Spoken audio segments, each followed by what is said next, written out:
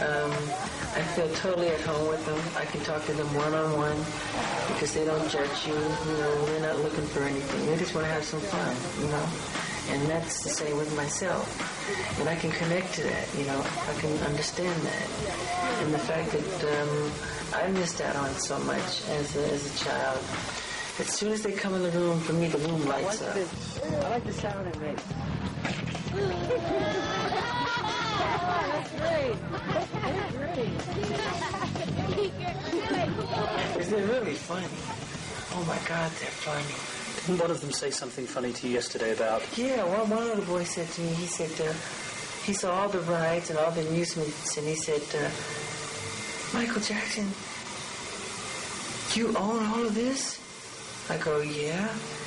He said, you paid for all of this? I said, yeah, I did. And you still have money left over? That's exactly what he said to me. I said, yeah. I said, yeah. He goes, I can't believe it. He said, I can't believe it. That's exactly what he said. He was amazed that I still had money afterwards. We're Make-A-Wish staff members, and we are escorting all the Wish families that came to meet Michael. It's just great to be a part of it and see how happy they are.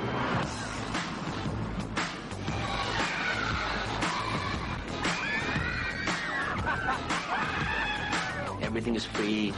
Theater, amusement park, whatever they want to do, they can do it. But it's not free to you. It's cost you millions of Millions a year, yeah, millions. But, you know, I get it all back when I see them smile. Sugar attack right now. Peter Pan. I've been in the house. I've seen the statues outside the house.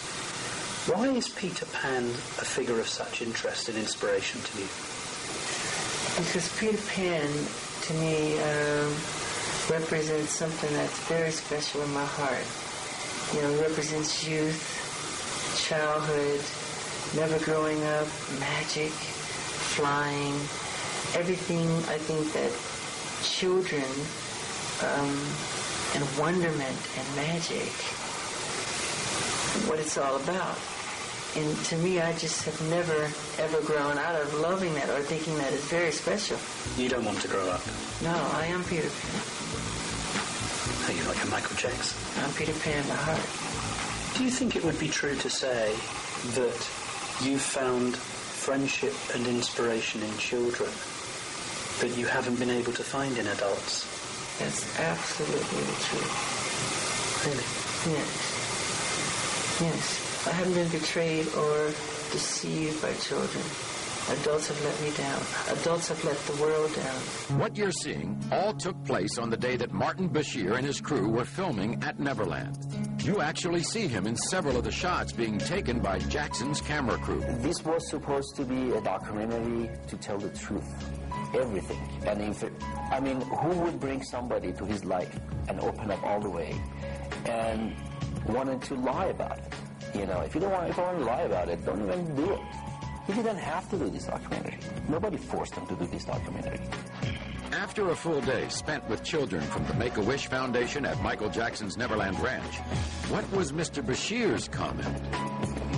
We'll quote directly from his appearance on ABC's Primetime Thursday. One of the most disturbing things is the fact that a lot of disadvantaged children go to Neverland. It's a dangerous place for a vulnerable child to be. Now, I'm not saying that I saw any evidence of Michael Jackson being involved sexually with any children. Quite the contrary. But what I am saying is that children who are vulnerable should not be going into the house of a billionaire superstar where they sleep in his bed. As we said, that was Bashir's comment heard on TV by millions of people. But what did Bashir say to Michael Jackson about this day at Neverland?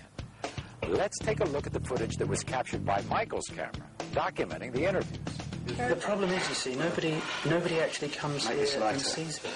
But I was here yesterday, and I saw it, and it's nothing short of a spiritually kind thing. He does it all the time. I know, but I've told him. I know. A lot of people see it, but they never talk about it, and I've said this to him, and what I wanted to convey is those two things. Yeah. And what we've had the privilege of doing this week is not only talking about the musical genius, but about what we saw yesterday, which was incredible. The woman you see has been Michael's makeup artist for over 20 years. Evie was saying, what are you talking After about? listening to the glowing praise Bashir had for Michael in this interview, she had a very hard time believing he could call Neverland a dangerous place for children. I've never read about that. I didn't even... It's so hard for me to imagine that Michael opened up the gates not only to Neverland, but to his heart, to Bashir. And I really thought that Bashir got it. It's getting And worse. like, he does, I mean, I can't tell you, I don't know him. You never see anybody talk about that stuff. What he did.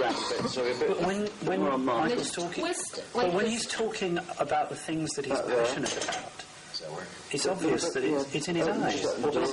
This is what's in his heart. People usually don't ask these questions of him. That's it. And if they do, they don't make it. They don't make it in the papers. They don't make it on the interviews. It's all the negative stuff. Stupid rumors. And they cut questions out, and they just like they make it. That's why he doesn't even do interviews anymore. They twist everything. From the moment I met him, I mean, I remember. How can people be so cruel? Like, I read an article when I was crying. He goes, It's disgusting. Well, we ain't doing that here. Now, what could make an award-winning journalist have such a different opinion between what he would say on the air and what he would say in the interview footage not included in his special? It appears that after Mr. Bashir had called cut for his own camera crew, he may well have forgotten that Michael's camera was still recording his every word, a possibility supported by a written request for both him and the producers of his special to make Michael's footage available for their review. The different opinion expressed by Mr. Bashir regarding the safety of the underprivileged children who visit Neverland is only the first of several contradictory moments captured on tape, all of which you will see and hear on this program.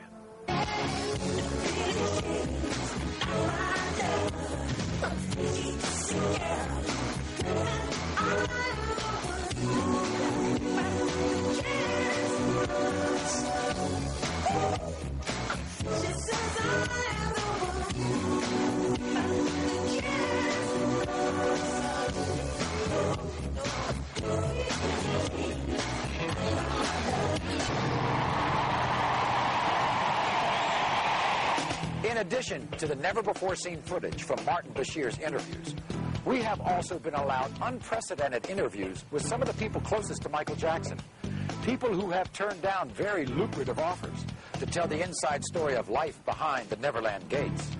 They break their silence for the first time, and not for money. No one interviewed for this show received any payment to tell their story. Their reason for appearing here is to tell the truth as they see it. And the person who has most avoided the glare of the spotlight is the person who was perhaps the closest to Michael, the woman who was his wife and the mother of his first two children, Debbie Rowe. What's happened in the past is things have been taken out of context, twisted around. If I can help straighten it out, as much as I do not speak about my family, I will. Right now. When I was talking to Prince one day, he said to me that he didn't have a mother. He said he didn't have a mother? Yeah, I said, Prince, where's your mummy? And he said, I haven't got a mother. That's right. Did you tell him to say that? What do you think he means when he says, I haven't got a mother? I said he didn't have a mother. My kids don't call me Mom because I don't want them to. They're Michael's children. It's not that they're not my children, but I had them because I wanted him to be a father. I believe that there are people who should be parents, and he's one of them.